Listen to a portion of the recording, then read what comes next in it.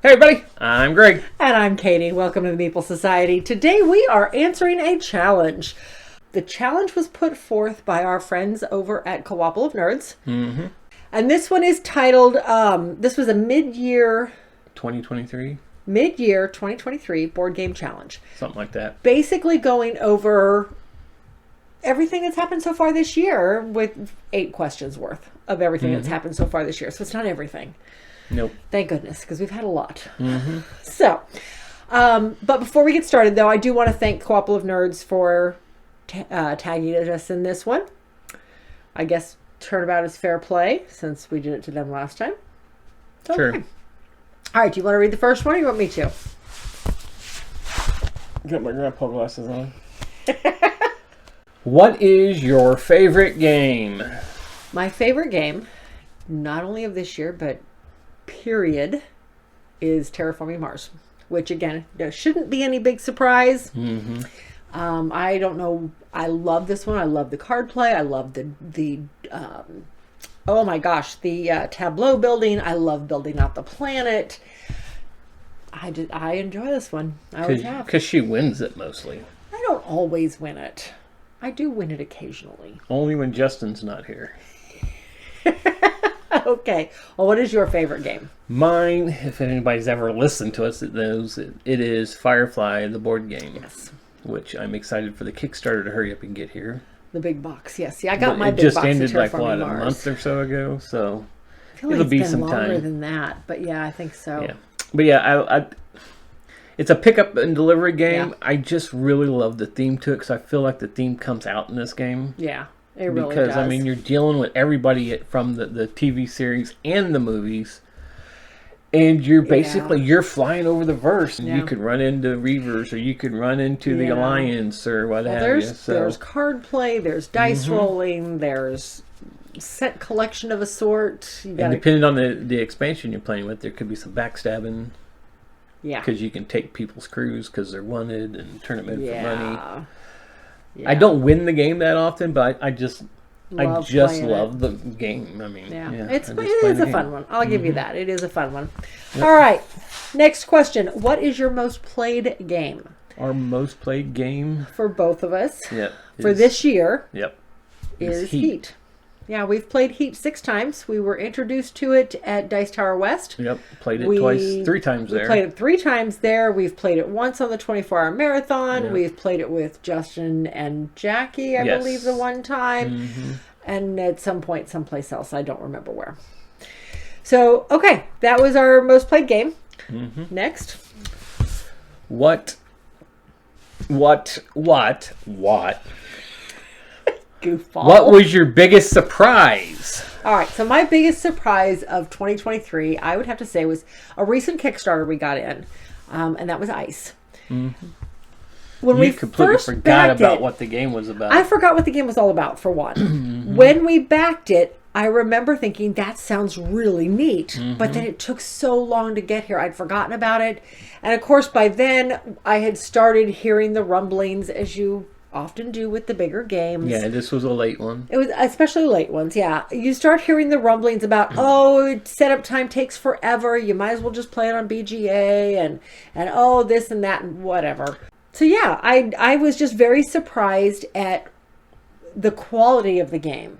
It was phenomenal. Mm-hmm. I really liked the gameplay, and I was not that disappointed in the setup time. I don't think it took any longer to set that game up than it does any Euro. No, with a not really. I mean, if everybody's participating, it probably takes long to set up all the cards in Firefly than it does to set up Ice with all the layers. Maybe. Because there's like 15. But Ice, once you get the base put together, if everybody's throwing the tiles really out fast, there, it goes in real fast. Anyway, that was mine. I think other games need to that have the modular boards look into how Ice is, because Ice boards are connected by magnets. Yes, they which are work wonderful. Really good. Because that would be a nightmare if it didn't. Yeah, it would. Okay, so what's our next thing? Oh, what is your biggest surprise? Oh, my biggest surprise. Oh, yeah, we've already talked about it too. It's Miller Zoo. Yeah. We've gotten a lot of plays into this I had seen it. I had it on my list for Gen Con to check it out. I don't know what I was really expecting with it. I'd heard it was co-op. I was like, we like co-ops. Let's go check this out. Yeah. And Katie, you hadn't even really heard about I it. had never even heard of it until you showed me your Gen Con list, which I And you still hadn't put together. didn't I know had anything no about clue. it. I didn't look anything up. Great, whatever. It's about a zoo. So yeah, so we was able to get a demo play of it at Gen Con and just loved it. I mean, it was so nice to have a co-op that was so light and easy it just wasn't completely just stress the whole game. But yet, there's still an amount of stress. We've only won half our games. Right. You shouldn't win every co-op game, or it's not a good co-op game. But we have lost. I think we've played it 5 times now, and we've lost twice by 1 card. Yep. So, but I didn't feel the stress. We're still on easy mode. Miller Zoo is not a ghost story. No. I have to say that Miller Zoo is very winnable. Yes. If you can play it right, and the more players, I think it was even better with more players. It's a co-op, and usually co-ops are very stressful. Not this one. This one, it just feels so light. It's great for a family. It's very family friendly. I was very surprised by this one too. I wasn't expecting anything because I didn't know anything about it. I was very pleasantly surprised with this one. All right, next question. Where are we at? Number 4. What has been your biggest disappointment? There's been a few, but the most recent biggest disappointment was Applejack. This is a game I was interested in. It was on my list, like at the very bottom of my list to check out. Uwe. It was an Uwe Rosenberg game, so why wouldn't it be good? No.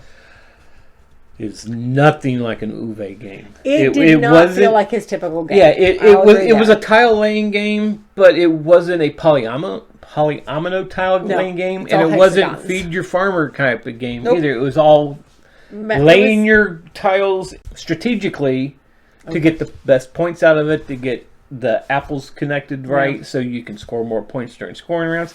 It just wasn't. I was expecting a Uwe game, and I didn't get an Uwe game. I liked it, but then again, I won it when we played it. We got a full play in at Gen Con, and I liked it.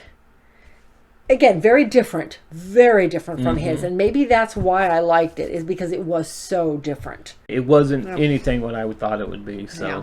My biggest disappointment came earlier in the year, and I really wanted to like this game. Yep. I liked it. I know you did. I had some trouble with it. But my biggest disappointment of the year has been My Father's Work.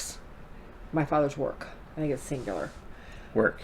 But, like I said, I really wanted to like it. The game, the component quality, everything is phenomenal. You just don't like the narration. I didn't like the narrative of it. The story was okay. Don't get me wrong. The story was good. But, and I have to agree with you on this point about how I didn't, and I get the whole app thing. I know I've been very vocal about not liking apps in games. They have their place, don't get me wrong. Yeah. Some games they are essential, and this one I feel it is essential. However, what I didn't like is the fact that some of it read to you, and those parts that it was reading to me were very immersive. And then it got to the point where suddenly I had to read, and the immersion broke. Yeah. It was gone. And on top of that, I just made a lot of bad decisions. I don't know. I'm going to give it another play. I'm not going to spend that much money on a game and not give it at least 2 shots. But first impressions, I didn't care for it. So, but I know I'm probably in the minority there. So, oh well. All right, next. So, 5. What game do you want to get off your shelf of shame, or shelf of opportunity, or however anybody wants to call it? The one that keeps taunting me from the shelf with its saran wrap and with big its blue sticker on it saying that I haven't been played. Yeah, is Tales from the Loop. We picked this guy up on one of our road trips earlier this year, last year sometime. Last year, I think, on the way down to Dice Tower. Or maybe it was the year before. I don't remember. It's been a little while. I'd have to look it up. But regardless, we have yet to get it played. We've been a little busy with, playing the alphabet. But, and it's unfortunately a little ways away, so hopefully we get it done before then. before the tease. But yeah, that would be my big one. It just I'm really intrigued by the theme of it, and I'm kind of anxious to dig into it, see what it's all about. So mine is Star Trek Ascendancy. We have had this game now for 2 years. Something like that. We bought it at the Arch. I bought it the base game for $20. Yeah, we picked it up. And then we've spent quite a bit because we've got every expansion except for the last 2. Because we decided there's no more room in the box. Nope, no more room in the box, no more expansions, not till we get this played and decide we actually like it. And I have yet to get it played because it takes 3+ players. Yeah. And originally the game was a 3-player game, and that was it. Yeah. 3 players, and that was it. But now they have expansions where you can actually add more to the game. Well, and they have the board, which you can do 2-player, which we still have not gotten done. Right, but I really want to learn to play the base game, then go and play the board, because then once we've learned the base game, we'll know how to play the board, and then we can play the board all the time. Yeah, so I'm hoping, hopefully soon. I'm just going to have to make a date. Say, hey, we're playing Star Trek Ascension. Who wants to play? Ascendancy. What'd I say? Ascension. Different game. But, that's all right. I'm sure there's a game out there called that. Probably. All right. So next would be, what game from 3+ years ago did you just discover this year? Dice Realms. I have been wanting to play Dice Realms. And this year at Gen Con in the first game we played? Rio Grande room was Dice Realms was not being played. And I was like, we're was playing early. this game. Most of the tables weren't being played at that point. But I seen Dice Realms, so we sat down and played It was Dice Realms, and I liked it. I really liked it. I liked it better than Dice Forge. Yeah, so. I definitely like it better than Dice Forge. I feel like there's a lot more decision space than there is in Dice Forge. All right, mine is another one that we just actually discovered at Gen Con. Mine was Town Builders Cordovan. I can't remember how it's pronounced. Here's a picture. Anyway, we were walking through the demo hall at one point, and there was a gentleman sitting there. He was kind of just messing with shuffling the cards, shuffling cards until his next demo of the game. And then I locked eyes with him. Oh, I did. We were standing there, and I happened to look over at him, and he goes, "Want to learn a game?" I'm going, "Okay, I guess. This isn't creepy at all." Or whatever. You like telling that story in such a creepy way. But anyhow. Well, it was kind of creepy, I looked over and he's staring at us. So I'm like going, okay. Yeah, we were standing there looking for something to do. But anyway, regardless, this is just a really neat tableau builder. The cards are all multi-use. They can be used for resources, they can be used for money, or they can be used to be foundations in your tableau. And you are building your foundations up to be the actual buildings by using more cards for the resources. Neither of us had ever even heard of it. No. I certainly didn't expect much out of it, but we were so intrigued by the time we were done that we ended up getting the deluxe edition. When we got over to the booth at the dealer hall a couple days later. Yeah, because I think we originally was just going to go over there and get the base game. Yeah. It would come in a little box, and then we started looking at the map. Yeah, they had a really nice player mat and sleeves and a really nice box. It was only like, how much more? $10 $10 more. I was like, okay. Yeah. I like player mats, so it is what it is. Okay, Next.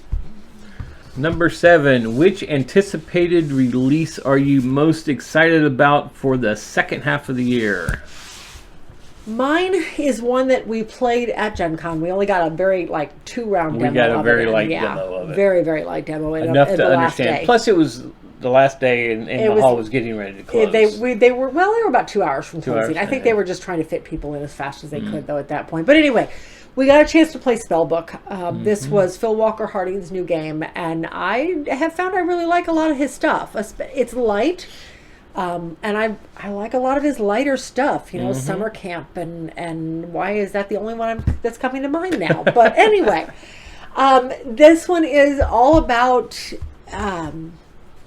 You're collecting spell colors, little colored tokens that if you get so many of them, you can use them to create certain spells of different levels, and those spells give you bonuses throughout the rest of the game. I just thought it was really neat. I liked the components. I liked the way it played. I'm anxious for it to get a full release of it, and so we can get our hands on it.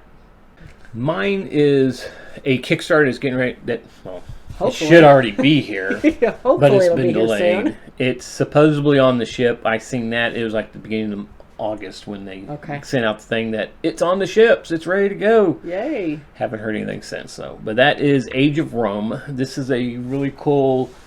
It's a tile placement, I believe. You got a round board out there, and you're putting little round acrylic discs out into the area, and then the discs has buildings painted on it. I don't remember a lot about the game, but I remember being really excited about the game. And then when I seen it again, I was like, "Ooh!" Yeah, the fact the board moves. Yeah, the board moves because you could be in one place and then the board. It's either the board moves or the tiles move. Something moves in the game, which was really cool. Really different than what everything else was. Yeah. Okay. So, all right, last one. What is your personal favorite video that you've posted to your channel this year? That one is kind of hands down the 24-hour marathon. That was a blast. Yeah. That was it was I want to say super simple, mostly because there was no editing on my part. So for me, it was super simple. Yeah. But that was one of those things that took an army to pull off. Yeah. And Justin and Jacob made it look a lot. They made it look super easy. Super easy. They both did a lot of prep work. They did a lot of tech work there. They still jumped in on games whenever they could. At one point, we had 22 people here. Yeah. Rotating between 2 tables and taking time off to just go eat. We had people persevere and stay the entire 24 hours. When we first put this out there, the only person planning to stay 24 hours was us and Justin and Jacob. That was it.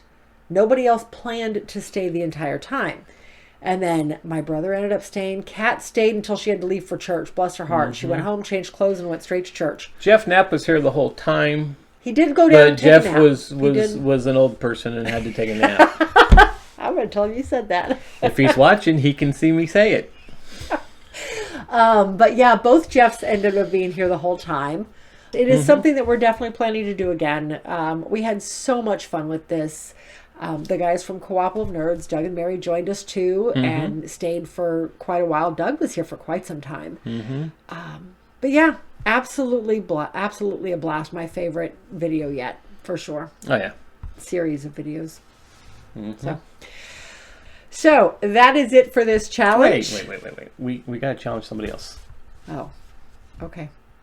Who do you want to challenge? I guess you forgot we had to challenge somebody? I didn't forget. Well, I guess I did forget. Anyhow, who are we challenging? We're challenging our good old friend Jeff Knapp from Tabletop Toolbox. We want to hear yours. This should be interesting, actually. Yeah. Absolutely. Yeah. So and see all the techie stuff that he does. You've been tagged. I'm curious.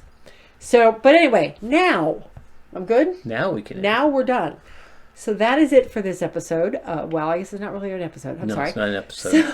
So you might be having an episode, but this is not an episode. I'm not putting that in there. So that is it for this challenge. This has been a lot of fun. Thank you, Doug and Mary, for nominating us. It's your boy Fresh. Get it right. Thank you, Co-op of Nerds, for nominating us. How's that? Is that better? There you go. Okay. So, yeah. So, until then, we'll see you at the next one.